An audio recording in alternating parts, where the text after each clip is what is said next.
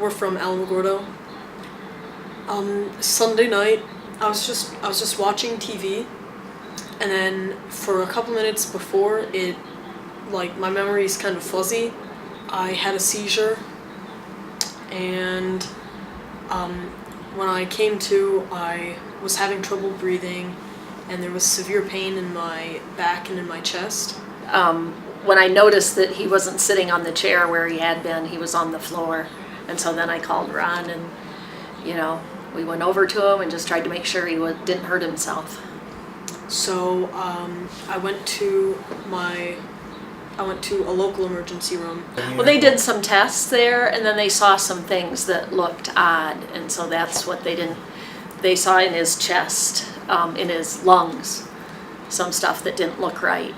And so that's when they sent us down here to the trauma unit. My contribution to this overall diagnosis was that he's a runner, a long-distance runner, which in itself means he should have lots of red cells.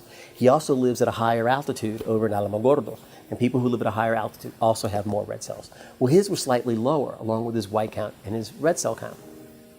And that didn't make any sense. His history was also interesting because he's talked about how he was no longer finishing first or second, but fifth or sixth, seventh or eighth, not in races. In working up his seizure disorder, we elected to get an MRI. An MRI gives you better detail of the brain, and it actually is almost functional. You can pick out infections and tumors and other things. And his brain was relatively normal. But we have an incredible pediatric radiologist here. We actually have two. But in this particular case, it was Dr. Chet Morthy, who is, I hate him. He's smart and good looking. And he noticed that the calvarum, which is the bone that circles your brain, which at the age Jesse is 15, should have become all fat. In pediatrics, we understand that the bone marrow, which is the part of the bone that makes our blood cells, that makes our red blood cells, white blood cells, and all the other parts of our blood, the bone marrow changes in its appearance throughout different ages. So when we deal with kids, we're used to seeing that, hey, the bone marrow in a 2-year-old looks very different from a bone marrow in a 17-year-old, and it changes in a very specific pattern. And what we noticed in Jesse's case was, hey, this bone marrow is not what it should look like for his age. His bone marrow signal was abnormal. And from that we said, okay, hey, we got to worry about something going on with his blood. I reviewed also the lab work that was available from the hospital, and I realized that this patient also had low white cells. So we, scheduled him for a bone marrow, and the bone marrow showed that indeed he had leukemia, and he was diagnosed with a high-risk precursor B-cell acute lymphoblastic leukemia based on the findings in the bone marrow.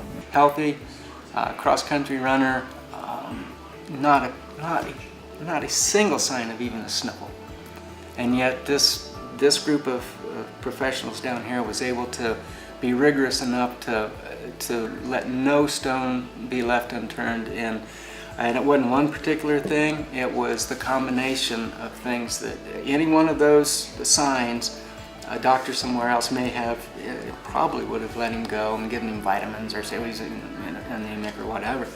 As it is, he is considered a high-risk patient just because of his age, but actually his prognosis is very good. Okay, we expect him that more likely than not he will be able to survive his disease. I expect him to really be cured, okay, and that in the future he will be able to go to college, get married, have children. I think that he has a great future ahead of him. You know what? We need your money, and we need mostly your time too. Come volunteer, come see the things that we're doing. Come see our children blow us kisses and walk away healthy, rather than what the alternatives were before this place existed. We're a not-for-profit. We're the only not-for-profit children's hospital in the area. We need your help with money. We need your help with how to spend that money. We need your help helping recruit new doctors and new nurses. Please let me know what I can do to help you and convince you.